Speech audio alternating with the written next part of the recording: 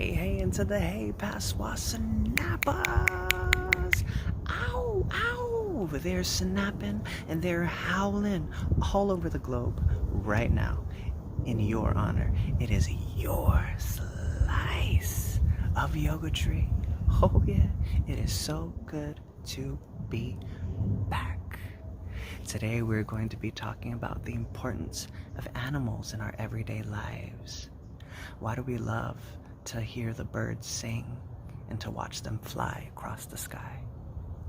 Why do we love to snuggle and cuddle with our cats? Why are they so cool to laugh at?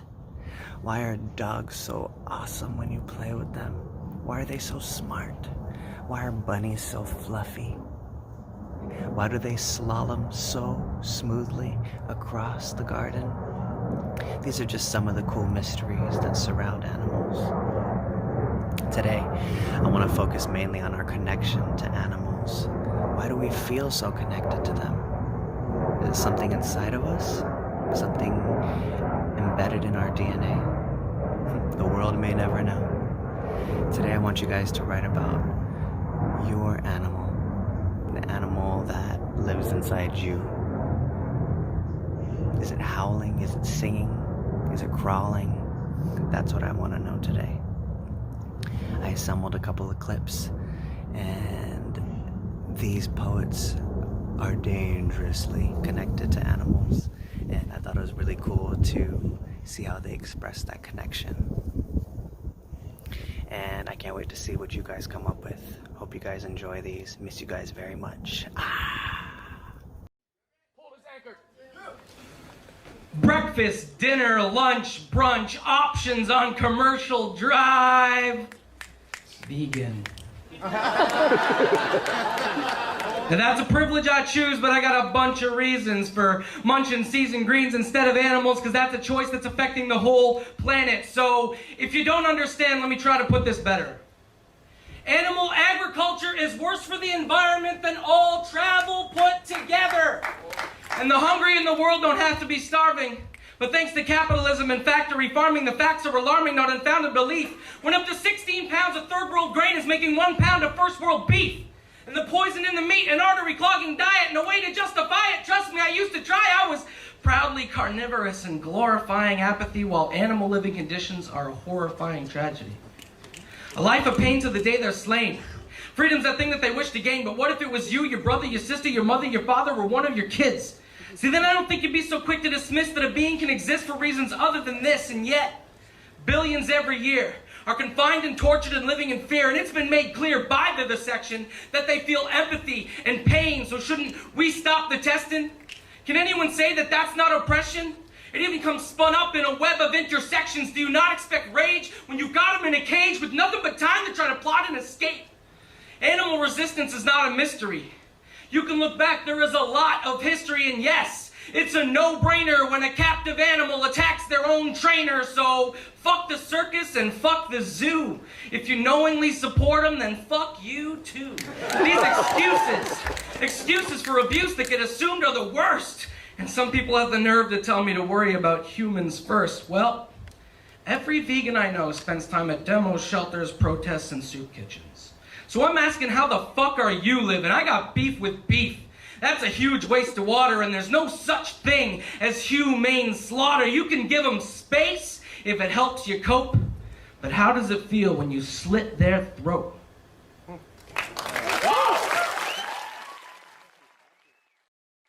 Man, for being so capable of much, yet the destruction lies at the fingertips of many. Babes being born one at a time with smiles upon faces.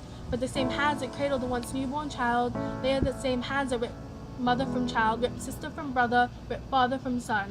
The only difference is that mother and child, they are animals, a species seemingly beneath that of a human, a species unique in every way, like butterflies floating in the sky. They are different once picked apart, like two identical twins in a crib. They are different once pulled apart, each one with its own story in reality. For animals, they are of no importance, just dumb, mundane creatures with no feelings, no sense of direction, a species seen to have no communication, no sense of family.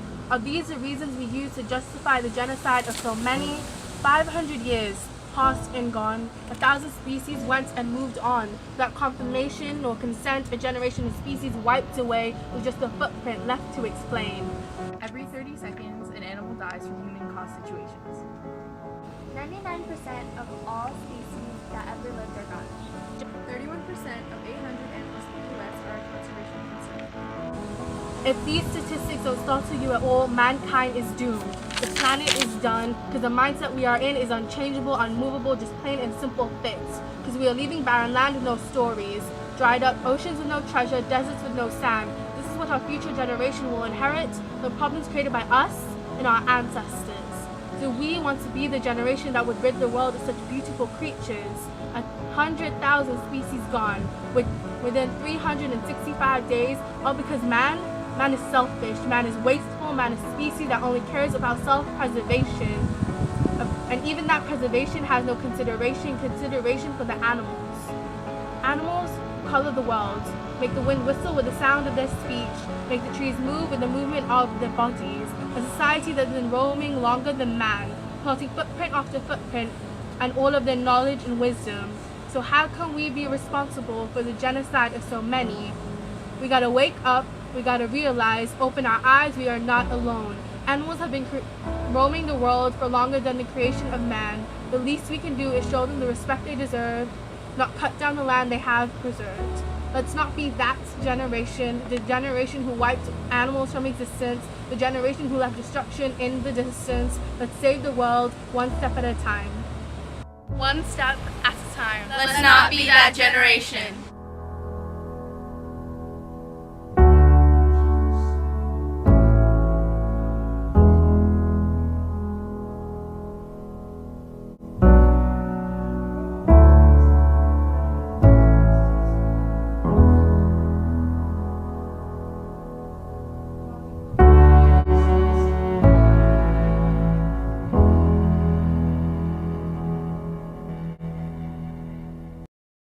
Animals do not need to strive or struggle to tend the earth as we do. Their simple being is a song of soft praise, their rising and sleeping in effortless rhythm, their gathering and their hunting, a drumming beat, a thud of vitality, a thanksgiving to the dense forest. Their roaming, their nurturing, their birthing, and even their death leave their loving soil richer and more melodious than what came before them.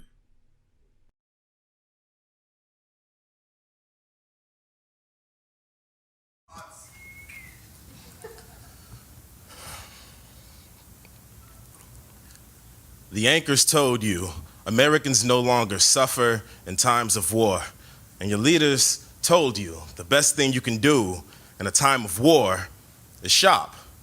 Live your life like you've been living, but your doctor said don't be surprised if you need Ambien if you want to sleep. So what's keeping you up? Why are you pacing through your kitchen looking for your reflection in the blade of a knife again? Did you feel it? You used to worship breath like you already knew why firing rates were so low in World War II, the difficulty of pointing and firing directly at another human being, but now you begin to worship death like you already know how we got kill rates up to 95 by Vietnam, as if you were there. As if you were there when the military began practicing psychological warfare on itself, when every single paper target was replaced by a slab of meat or a balloon filled with red paint, and every single human became a target or a tango or a gook or a raghead, and it got easier to put a bullet in a head as it got harder to put a child to bed without feeling hollow. It reminds you of something a rifle once said. Click. Click. I'm empty. Empty like a freshly minted casket. Empty like the gun holster of a dead soldier. I am empty like his eyes, and so are you, with the symbol parked outside in your driveway, and you with the unplayed Steinway taking up space in your living room. You with the full ashtray and empty scotch glass for a therapist. You must have felt it, because you've got a pocket full of lottery tickets for a financial strategy, a vibrator for a love life, a pair of sunglasses for a personality, a nemesis in your mirror, a flag-covered box for a brother, and a revolver for a backup plan. America, we are an entire nation with post-traumatic stress disorder. Just like 1/5 of all soldiers who returned from Iraq, just like James Jenkins, who joined the more than 6,000 veterans who every single year look at their service sidearms and can only see a cure. And when his world went gun barrel dark, the kickback was subtle. The kickback was soft, like the movement of a trapped animal that knows it cannot escape. The kickback was subtle, but you felt it. I know you did, because I felt it too.